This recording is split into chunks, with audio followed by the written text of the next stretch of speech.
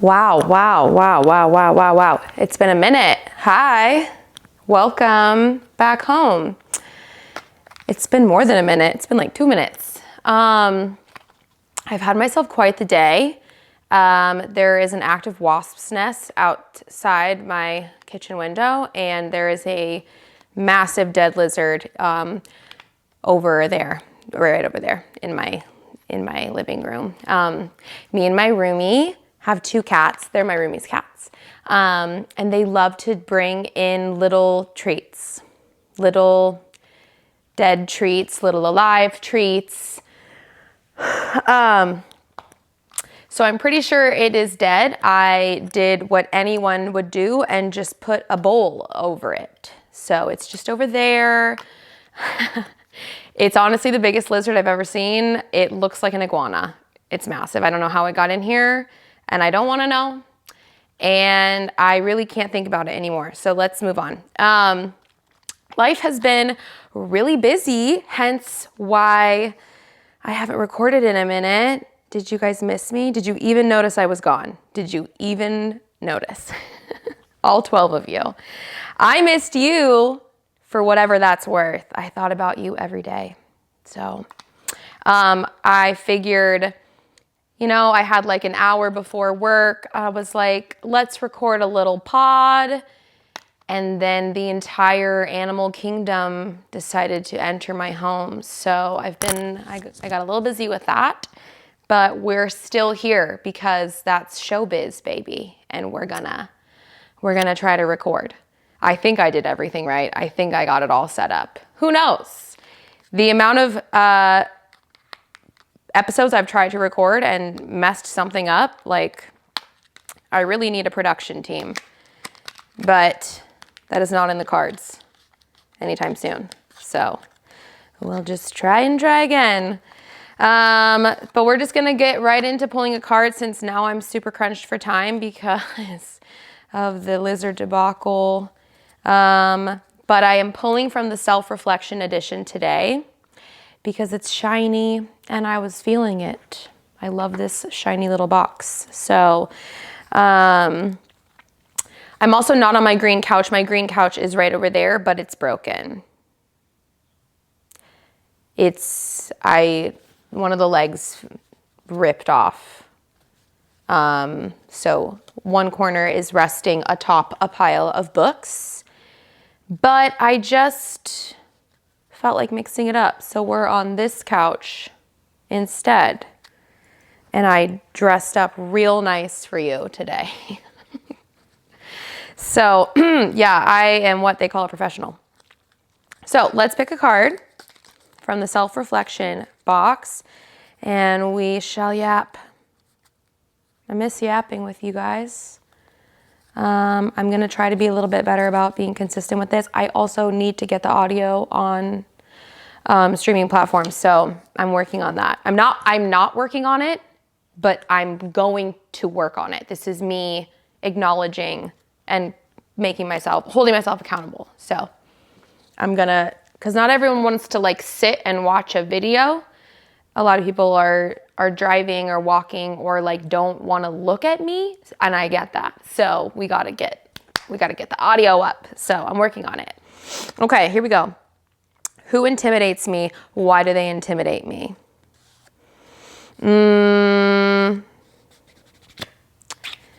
Who intimidates me?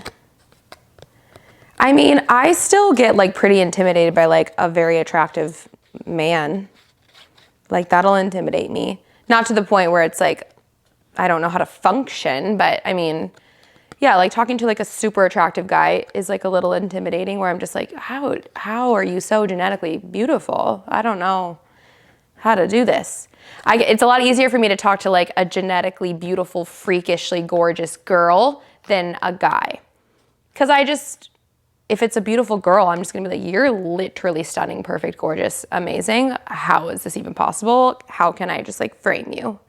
So, but guys, I'm just like, oh God, like, oof, I can't do it. It brings out like the shy girl in me.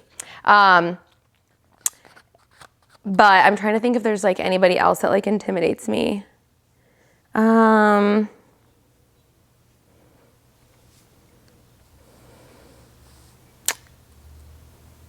No? Short answer? Like no one? Is that so lame? I'm trying to think. I don't really get like intimidated by people. Because I'm just at that point in my life where like I just don't really care what anybody thinks. Because like nobody knows what they're doing. Like we're all just out here like, what am I doing? How do I navigate this life? And I know most people are like pretty preoccupied with themselves. So I don't know if I'm like intimidated by anybody because I just assume that nobody cares that much. And so like, I don't care that much. Super philosophical, super deep thinker, I know. I guess like the only times that I like get intimidated by someone is like if I'm feeling extra insecure that day. So like, and that really has nothing to do with the person. It's just they're somehow kind of activating insecurities within myself. So if I'm talking to like, using the example of like a really attractive guy, like that might activate insecurities within myself of like, am I pretty enough? Am I like out here being attractive enough? Am I good enough? Am I like, I don't know, weird, but that happens to me sometimes. I don't know, like if I'm in the presence of, I guess like maybe if I'm in the presence of somebody that is like well established in their career or well established in their craft and I feel like I don't know anything about the subject, like I hate when I start a new job and I have to learn everything, like that process intimidates me because I just want to know how to do everything already. Like I don't want to have to ask a bunch of questions and be like, how do I do this? And can you show me how to do this? I want to just come out the womb knowing everything. And, you know, so sometimes that scenario intimidates me. I think I probably get more intimidated by like situations and scenarios than necessarily a person or a group of people, because I'll just be, again, if it's something that I'm not super comfortable in, I'll be intimidated to tackle whatever it is that I'm about to face because I'm just not well versed or I don't have the knowledge or I don't have the experience.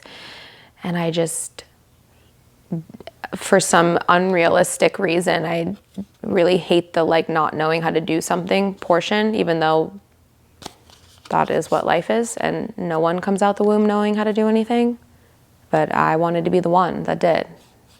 So yeah, I guess if you do get intimidated by people, just like don't, because nothing really matters.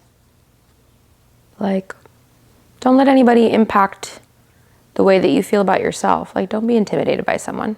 Even if you like, if somebody is intimidating to you, ask yourself, what is it about that person that's intimidating me? Because it really might just be that they kind of like encompass some things that you want for yourself. And instead of being intimidated by that, you could spin that into a positive and like let that motivate you and let that kind of drive you to be like, they're so successful.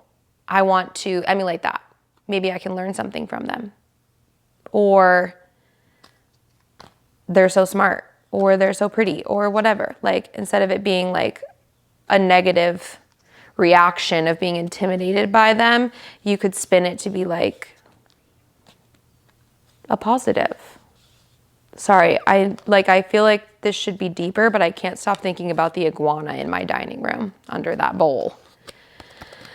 God, I cannot believe this is even happening. But should I pull another card?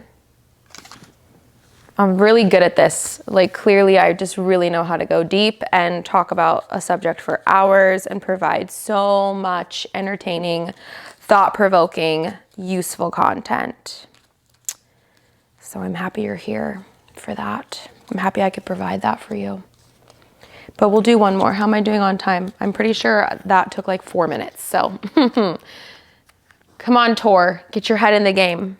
Get your head in the game.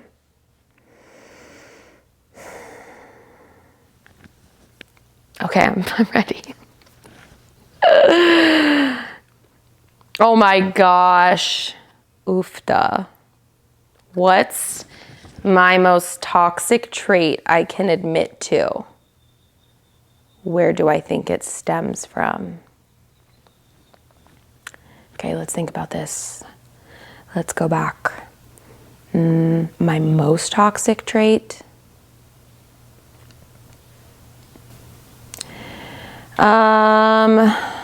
I don't know if this is the most toxic. It might come out while I'm like thinking, but one of my toxic traits is like I hate being wrong.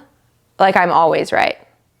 And I like having the final say, and I like being in control and like kind of like dominating the situation.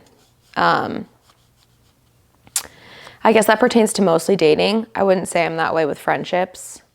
And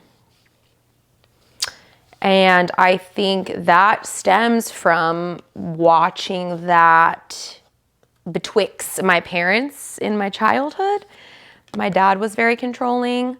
And like, don't get me wrong. I know I talk about my dad and like, you know, some aspects that were like kind of negative. There were great things about him as well. But again, like a lot of the things, I was literally having this conversation with my brother on the phone earlier today of like being aware of our shortcomings, our individual shortcomings, and kind of like how we were kind of negatively impacted by certain things that we were witness to in our childhood. And I think anybody can relate to that.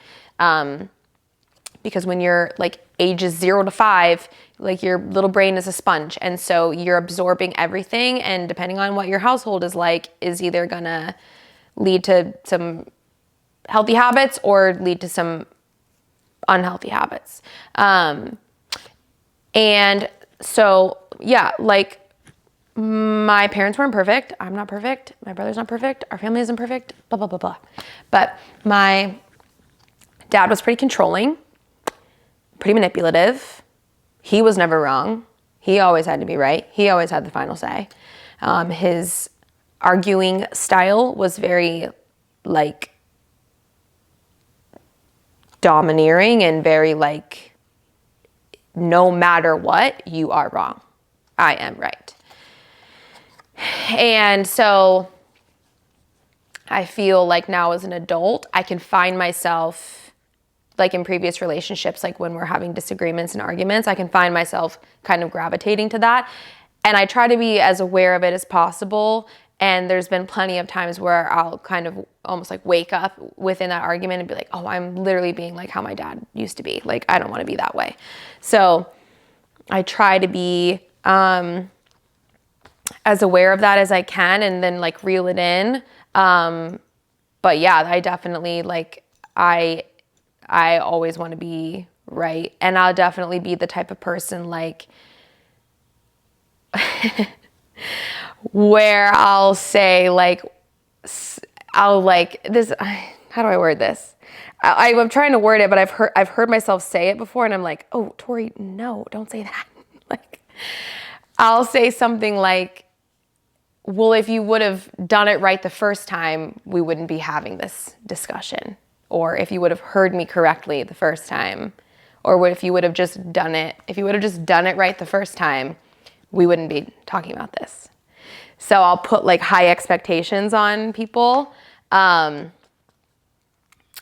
see, like another toxic trait I can admit to. Well, we all know I used to be a cheater. I've admitted to that. That also stems from childhood. Have I talked about that? Well,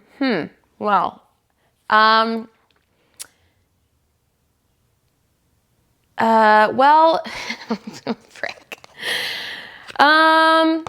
So I used to cheat for, to feel more in control. Big control gal. And I think that stems from there were people in my life that I knew were cheating on their partners, and I learned early on how to do it correctly, like how to do it and not get caught. And so whenever I felt out of control or powerless or needed an ego trip, needed a little ego boost, I would cheat and live a double life. And that was wild. That was a wild time in my life. Yeah,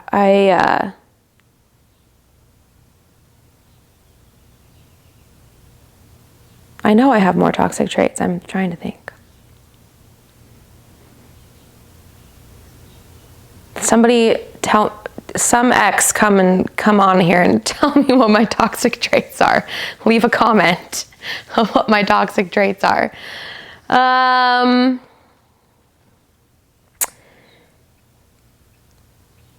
think I'm at a point in my life where I'm like really trying to like be aware if the toxic traits come out and squash them before they actually manifest into anything. So historically, I'm big on like needing validation and needing attention and needing reassurance.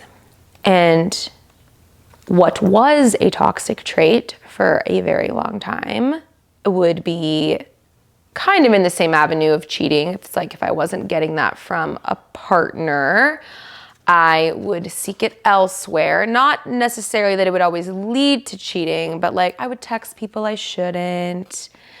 I would flirt with people I shouldn't, or just flirt in general. Instead of just sitting down with a partner and being like, hey, this is what I need from you. Are you able to give this to me or not? Can we navigate this together? You would think that that would be so simple, but for the longest time, I could not do such a thing. I could not have such a conversation. So yeah, I guess like I'm sure I have more toxic traits. I'm just trying to, like, I just try to nip them in the bud, like as soon as I feel them start to blossom. Did you love that analogy? My little flower analogy? Yeah, but I think like anything, things either stem from childhood or they stem from just maybe even like bad relationships that you don't sort through and you don't take as an opportunity to learn from. Again, like I learned manipulation tactics pretty early on in childhood and then would use those in dating. But now I actively avoid falling into that. Like I feel like I've come a long way where I can sense if I'm trying to be controlling or trying to be manipulative. Like obviously like those things are programmed in there. So like you can default to that. But I think there's so much to be said about just being aware of those patterns and recognizing them if they start to come out and then squashing them and being like, no, we're not going to handle that this way. We're going to handle this like an adult and be fair to our partner and hear what they have to say and express ourselves eloquently and just do this like an adult. So yeah. Yeah, like I used to be a really good liar, and that stemmed from catching my dad in lies and not like subconsciously, because I was so young when I was like catching my dad in lies, I would subconsciously learn how to lie better. Like I was learning, oh, well, if he would have done this way, I wouldn't have caught him in the lie. So I like learned how to be a really good liar. Same thing. I'm not trying to carry that energy around. I'm not trying to be a good liar. What? That's not something to be proud of. So it's obviously harder to be honest, but it's better to be honest. So I definitely like don't lie about things anymore. Like because I just don't act shady. I don't know. I'm in the middle of really trying to fix all my stuff. So yeah, but if you know me and you can think of a toxic trait where you're like, why isn't she saying this? Feel free to leave a comment. I would love to know. Because one day when I go to therapy, I'll add that to the list. So you'd be doing me a solid. So please do. I think that's all that I have for today. Are there any updates that I have for you besides the dead iguana and the wasp nests? Oh, well, that camera just died. So no, I have no updates. I'm done. Okay, well, thanks for tuning in. I haven't given you any attention this whole time, but now you have my full attention because that camera's dead. Thanks for tuning in to Back Home. Hopefully this was good. Let me know if it was good or if it sucked. I feel like I know the answer, so just be gentle, okay? Have a great day, and I'll see you soon. I promise I'll be on here more frequently. Okay, bye.